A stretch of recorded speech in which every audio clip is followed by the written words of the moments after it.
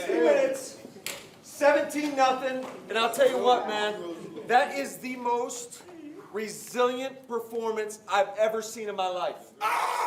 This other dude out there was battling his ass off, making play after play after play.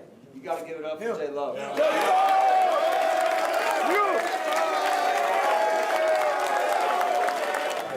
that was a great win, man. Ain't nobody bat an eye, man. It was not perfect, man. But ain't nobody bat an eye. We bounce back, man. That's the way to do that. Matt LaFleur talked about resilience. Jordan Love talked about how this team didn't bat an eye.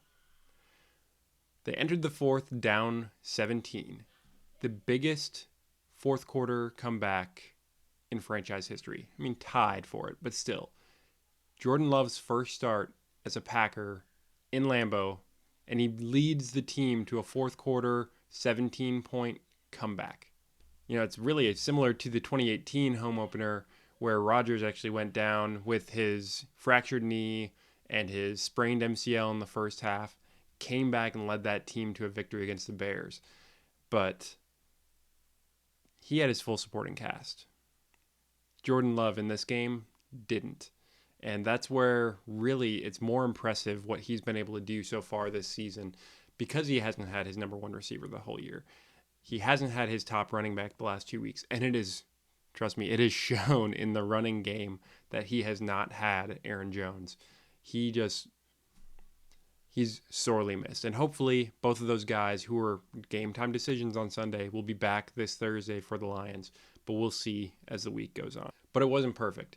And, you know, his NFL leading passer rating through 2 weeks came back down to, you know, the 60s, which not a great day overall, but was a top-notch defense in the Saints. And, you know, his numbers, you know, 50% completions, 22 for 44, 259 yards, 1 touchdown, 1 interception, and then 9 carries and 39 yards, which led the team in rushing. But what Jordan Love did in that fourth quarter, he showed us something that he hasn't showed us so far. And that was really just him taking this team, owning it, putting it on his back, and driving forward, leading them to victory. And we've heard a lot from the locker room, from the coaching staff, everyone about, you know, the leadership characteristics of Jordan Love and how he's really stepped into that role. And really so many people, even like especially after this game, talking about his poise and how he was unflappable in this situation. But he really went out there and not just handled the pressure. He owned it and drove them to victory.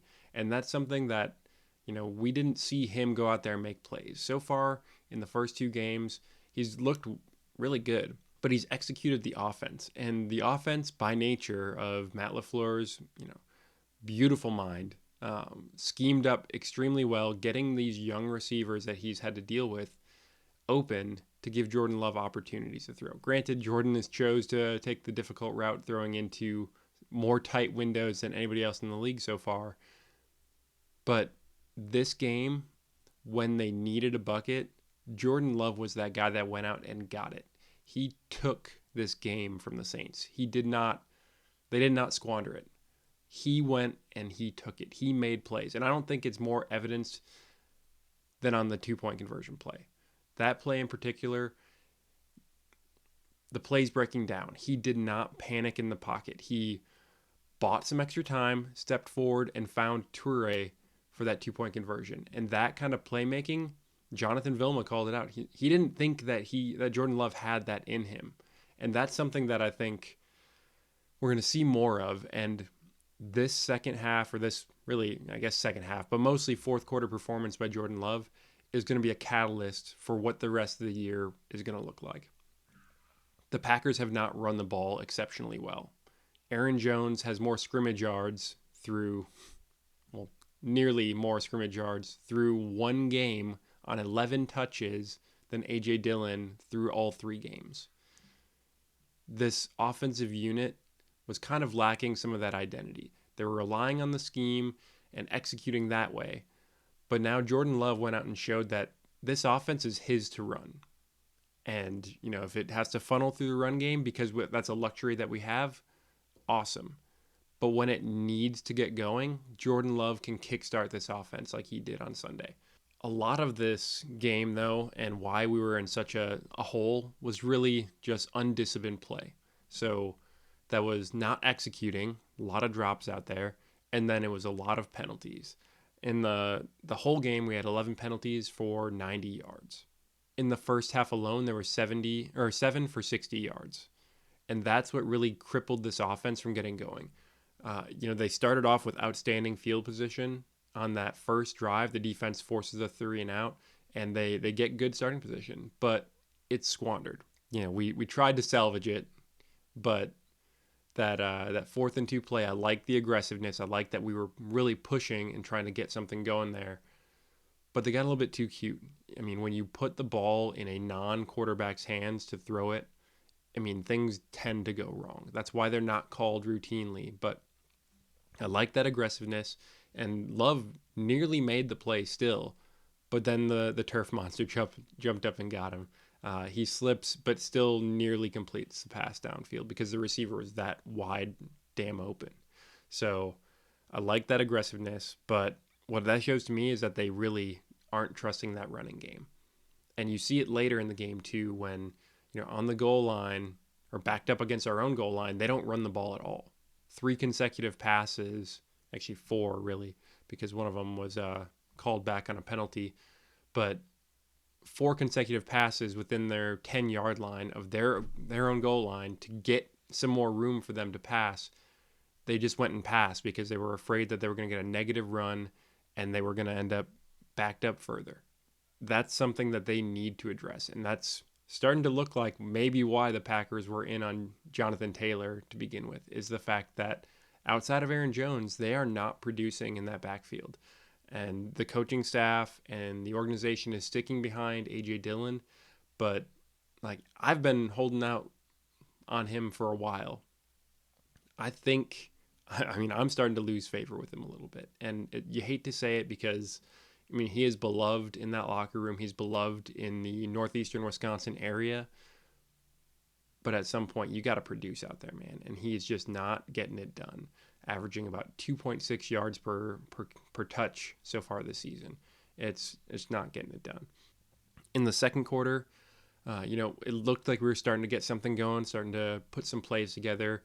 Had a 10-play drive, but that drive was squandered. That 10th play was that 14-yard sack for Jordan Love, which took us out of field goal position and then forced a punt. So not a great first half overall. Going into halftime, you're thinking, hey, some halftime adjustments. Let's get out there. Matt LaFleur is, an outstanding offensive coach. We're going to see something different. What do? Come out, 6-yard loss on a run for A.J. Dillon. False start to Musgrave, and then an interception by Love squanders that opportunity right out the gate. Then the next drive, kind of start to see things go a little bit. Really gets kickstarted by a couple of pass interference calls against the Saints, which really helped us, gave us a bunch of free yardage there. Granted, I think they learned in the course of those couple of plays that that's where they wanted to attack this defense. They started to go towards the boundaries, attacking those boundary corners towards the sideline, and then you really saw them attack Isaac Yiadom a ton. And, they're familiar with Yiadom and the former Packer a year ago, and they took advantage of it. They went after him, and a couple plays he held up, but for the most part, they were able to cook against Yiadom. And that, added with a little bit of the tempo, kind of getting into a 2-minute kind of offense, really got them some momentum and got things moving. Really, I think, putting some more pressure on that defense as they were starting to feel the effects, similar to the Packers defense the week before, where they were just out there for a long time in the end of the third and into the fourth quarter. And that's where we find ourselves down 3rd and 1, 4th and 1 on the goal line and unable to punch it in with Taylor on one, but Love makes Demario Davis an outstanding linebacker miss and punches it in for that touchdown. Really gets that offense fired up. He is going. And while they thought, if he scored a running touchdown, he was going to go get that Lambeau leap, that was not where Love's head was at. He was out there ready to go for this 2-point conversion, which analytics would say that's the right move to do, because ultimately, if you miss it, still a 1-score game. And then if you make it, the benefit is all you need is a touchdown and a field goal. So great choice to go for it here. And while the play's breaking down, I mean, I talked about it a little bit earlier, that awareness within the pocket and his resolve to stand in there through the pressure, buy a little bit extra time, step up and find Toure, which Toure wasn't doing anything particularly special to get separation on that either. He just a little bit, and then Love threw him open, and that was a huge drive for the Packers there. Next one, they get it, they keep going, and it was all about Dobbs. At that goal line, not quite at the goal line, but, in the red zone when they're down deep, which, speaking of the red zone, they didn't even get to the red zone until 47 seconds left in the third quarter, which was the drive where they ended up missing Patrick Taylor on 4th and 2 on that miscommunication between Love and Taylor. But in this red zone attempt, they go at Isaac Yiadom twice. Dobbs on Yiadom. That first one could have potentially been caught. Tough catch to make. Dobbs misses it. That next play, they learned something from that first attempt. Love throws it a little bit more back shoulder for Dobbs, and he comes up with an outstanding catch in that end zone. And Dobbs was a huge target today. Last week, was not targeted nearly enough. I believe it was 4 or 5 targets that he got. 12 targets against the Saints. I mean, he still only brought down 5 of those catches, but some of those, pass interferences, some of them just kind of misses on Jordan Love's part. There's a lot that was at play, but Dobbs brought in 5 and none bigger than that touchdown on Yiadom. And I mean, while we're talking about receivers, I can't not talk about Dontavian Wicks, who has received a ton of snaps so far this year and caught some clutch balls in this game again. I believe he had 4 catches for 45 yards. But a lot of them are coming at key moments, and Love trusts him. He's not shying away from throwing the ball to Wicks. So far, I don't know that there's a lot of guys on this offense that Love wouldn't put the ball in their hands in a key moment. Because you've seen him, he's targeted Heath, who so far, the camp darling, hasn't produced in the regular season, has generally either dropped it or had severely contested catches. Another day where he didn't have a catch today. And then he's targeted Wicks, as we talked about. Dobbs, obviously. Reed, Musgrave. He is spreading the ball around in key moments. And that's where I think that is a great value for us because of the fact that defenses can't key on one go-to bucket getter like Rodgers to Adams kind of thing. He's able to go all over the field to a different number of targets on those key moments, and I think that's a great testament to him as well. But none of that really matters because this comeback doesn't happen without the defense, and I think the defense caught some undue flack throughout this game. Really, you look at some of the drive summaries, and that first touchdown drive that they gave up, the only touchdown that the Saints scored on offense in this game, they started at the Packers, or at their own 44 rather, and so they're already at midfield. Add to that an unnecessary roughness penalty by Kenny Clark, which then puts them at the Green Bay 40, and they're already in field goal position already.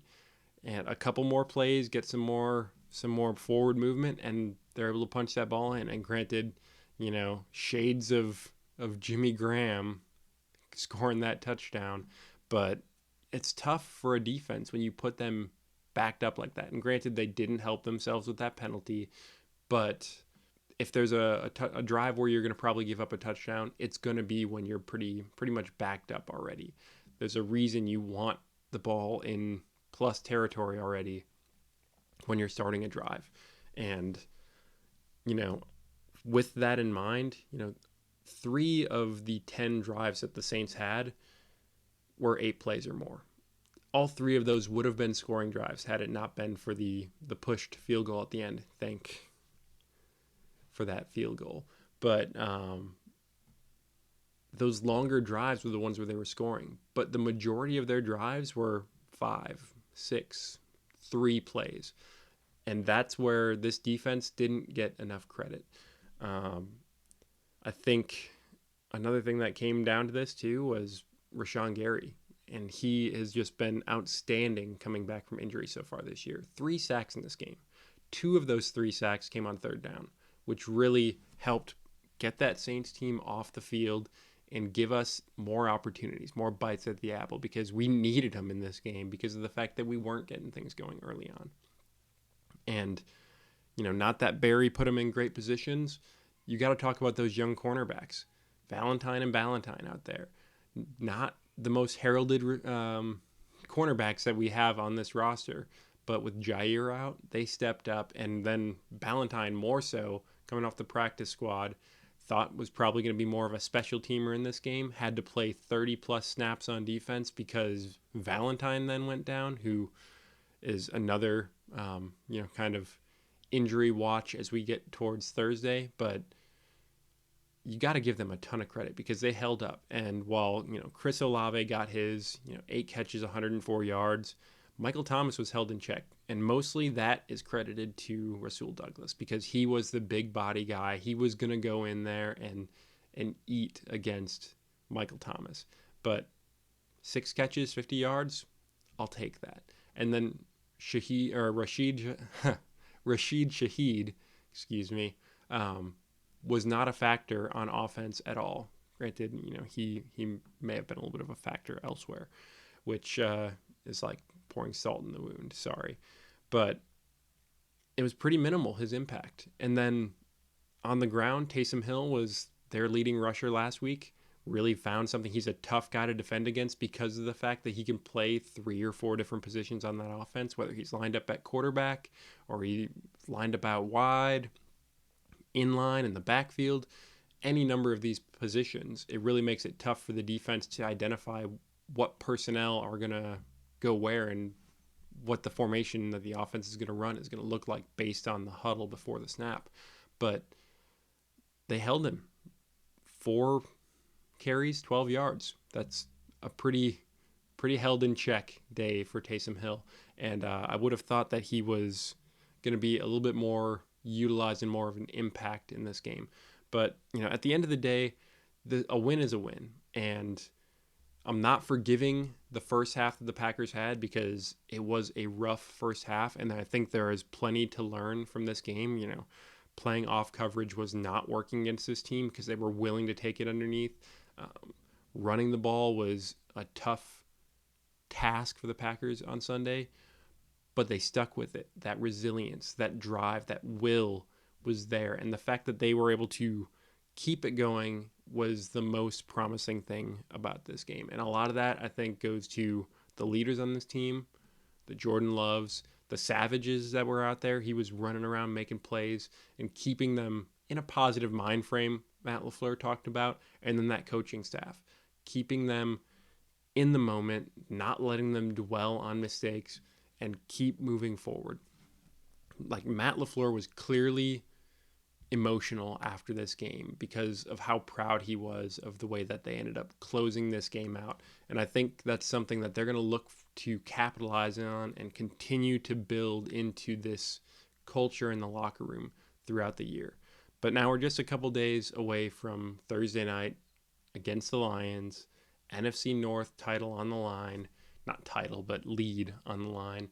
And what are we going to see? I mean, is the short rest going to come back to be a difficult thing for us? I mean, we already have, from this week, we had Watson, Alexander, Jones, Bakhtiari, Jenkins, add to that Campbell who went out in the game, and then Valentine who went out.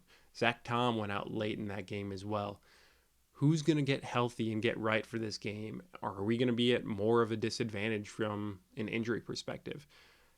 I want to know, how do we respond in this different type of adversity heading into Thursday night? And I'd love for you to let me know in the comments what you think is going to happen on Thursday night.